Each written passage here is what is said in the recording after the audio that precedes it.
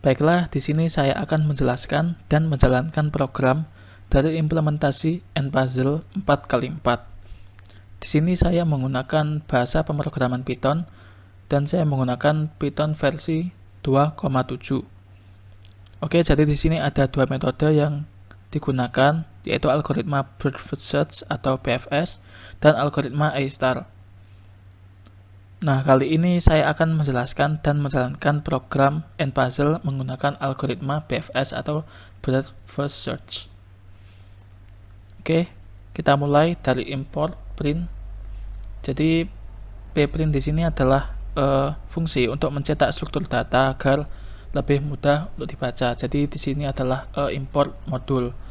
Oke, di sini ada variabel pp sama dengan pprint, dan di sini ada pretty printer yang berfungsi untuk mengontrol hasil keluaran pada objek. Kemudian di sini ada indent. Jadi indent adalah fungsi agar Python dapat mengikuti gaya indentasi tertentu untuk mendefinisikan kode.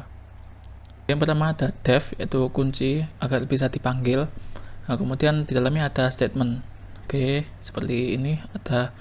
Kita beri nama pass underscore breadth first. Kemudian di sini ada nilainya, yaitu start dan end. Kemudian kita lanjut ke front. Di sini ada variabel. Di sini ada 3 deklarasi variabel, yaitu yang pertama front. Nah, isinya adalah puzzle. Nah, puzzle di sini adalah seperti ini. Jadi dia adalah seperti boardnya. Oke, jadi ini isi puzzle-nya. Di sini ada angka yang sudah diacak. Oke, kemudian di sini ada fungsi str, yaitu string. Nah, fungsi str adalah dia untuk mengubah suatu objek menjadi bentuk string. Oke, kita kembali ke atas. Kemudian di sini ada variable expanded. Nah, kemudian di sini ada expanded nodes. Nah, jadi pada BFS ini dia menggunakan nodes. Jadi seperti simbol-simbol. Nah, nanti dia akan mencari simbol-simbol itu ke tiap levelnya. Nah, kemudian di sini langsung ke statement, yaitu while front. Apabila front i sama dengan kita beri nilai 0, dia akan melakukan perulangan, yaitu perulangan J in range, yaitu 1 sampai learn to front. Nah, sini ada fungsi learn. Jadi fungsi learn itu adalah fungsi untuk mengambil atau menghitung suatu panjang list. Jadi dia akan menghitung panjang list dari front. Oke, kemudian lanjut ke if learn front dalam kurung kotak i. Jadi nilai front di sini adalah dari i sendiri. Nah, kemudian lebih besar daripada front j.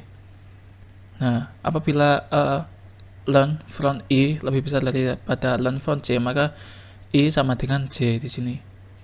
Oke, kemudian di sini ada path, yaitu jalur. Dia nanti akan kita gunakan untuk mencari jalur. Nah, di sini ada deklarasi variabel path, yaitu front i. Itu front yang berisi i. Jadi di sini kita gunakan i sama j. Jadi i itu adalah untuk baris, kemudian j itu untuk kolom.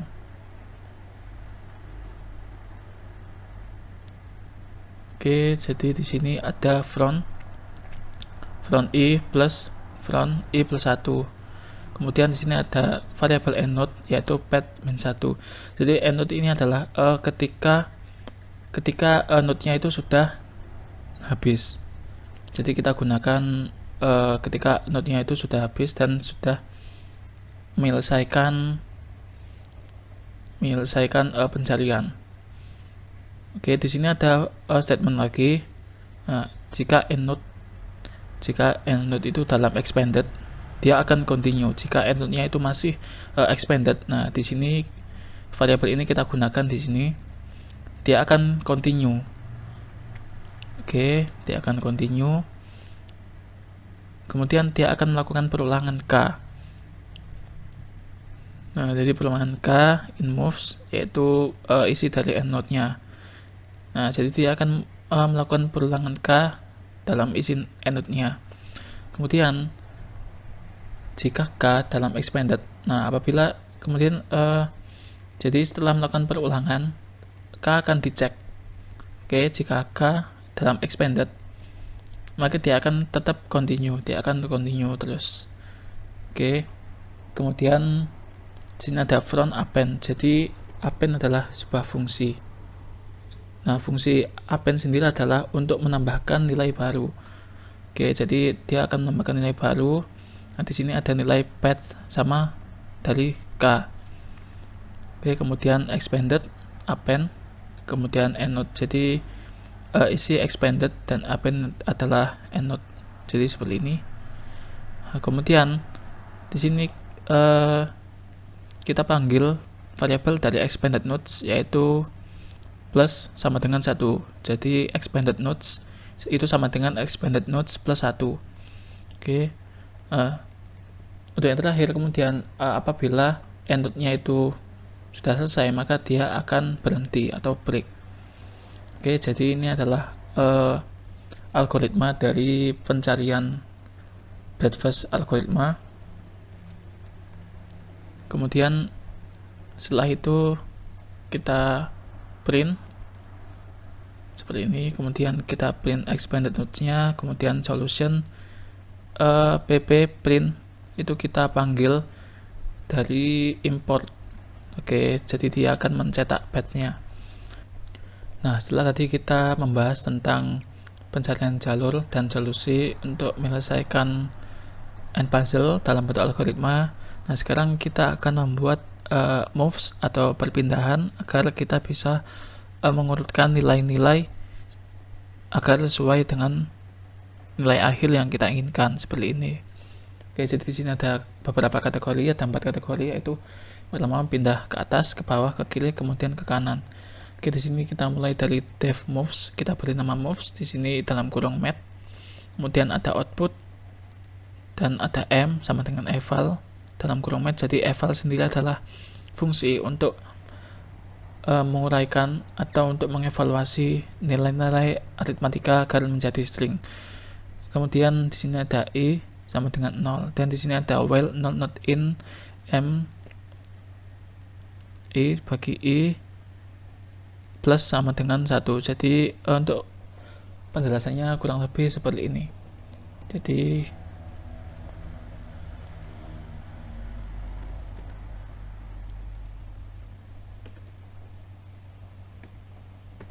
jadi kurang lebih seperti ini. Jadi m ini sendiri itu sama dengan m sama i plus 1. Oke, maka j sama dengan m i dalam array, kemudian indeks 0. Jadi indeks adalah dia untuk memberi nama pada tiap posisi. Oke, di sini ada statement yaitu i lebih dari 0, lebih besar dari 0. Jadi di sini nilai i itu harus lebih besar dari 0, bisa 1, 2 dan seterusnya. Dan di sini ada m, kemudian i dalam array, j dalam array, kemudian koma m dalam array, i dikurangi 1, kemudian di sini ada j. Itu sama dengan m dalam array i min 1, kemudian j. Nah, koma m i j. Jadi di sini itu seperti substitusi. Jadi di sini seperti pertukaran tempat. Oke, kemudian di sini ada output, append yaitu fungsi untuk menambahkan nilai baru, kemudian str fungsi untuk menjadikan objek menjadi string, kemudian di sini ada nilai m. Jadi outputnya adalah nilai dari m. Oke, kemudian di sini kita ketikkan hal yang sama dengan yang di atas ini. Oke, nah kita akan contohkan dari penggunaan i. Jadi misalkan i adalah 1, nah kemudian kita masukkan di sini yaitu i min 1, maka hasilnya adalah 0. Jadi di sini nilai dari i itu tidak boleh kurang dari 0, minimal adalah 0. Oke, agar dia bisa ke atas. Oke, kemudian yang kedua yaitu nilai untuk ke bawah itu hampir sama dengan yang sebelumnya, tetapi di sini ada perbedaan pada i kemudian pada array i. Di sini plus untuk yang di bawah, kemudian yang di atas adalah min. Oke, jadi di sini i kurang dari 3 itu bisa 2, 1 dan seterusnya.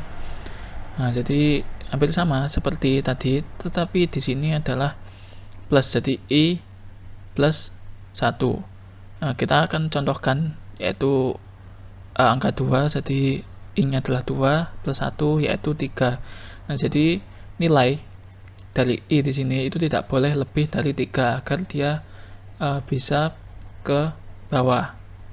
Oke, kemudian kita next ke kiri dan ke kanan, yaitu bergerak secara horizontal.